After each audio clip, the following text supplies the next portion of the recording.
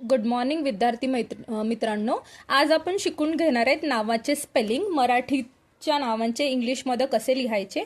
आता ही जी काही जोडा अक्षरेवाली नावं असतात, ज्योती, चव्हाण, डुग्गू, श्याम, आता ह्यांचं स्पेलिंग कसं बनवायचं हे तुम्हाला मी तर सांगत आहे. आता पहिलं नाव आहे आपलं ज्योती.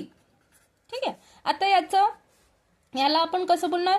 ज अधिक यो अधिक ती असं लिहायचं आधी. आता ज साठी आपण काय वापरणार आहे?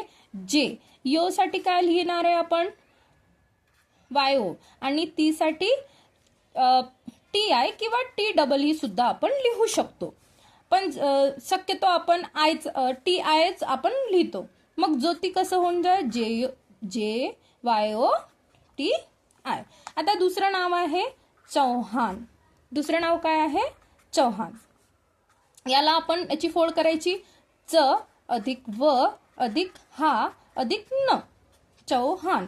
आता च साठी आपण इंग्रजीत काय लिहितो? CH. आता अर्धा व आहे त्याच्यासाठी आपण काय लिहायचं? व्ही. मग हा HA आणि न साठी N. तर चव्हाणचं स्पेलिंग कसं झालं? चव्हाण. त्याच्यानंतर दुसरं एक नाव आहे डुग्गू. डुग्गू. आता डुग्गू. डुग्गू.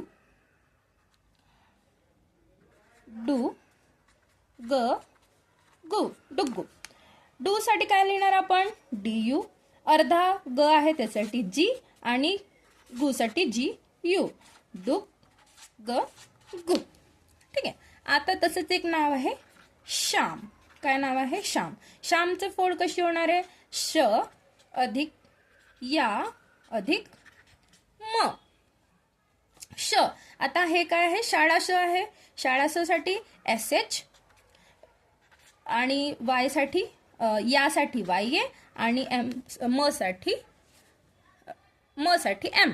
तर श्यामचं स्पेलिंग काय होईल? SHAM.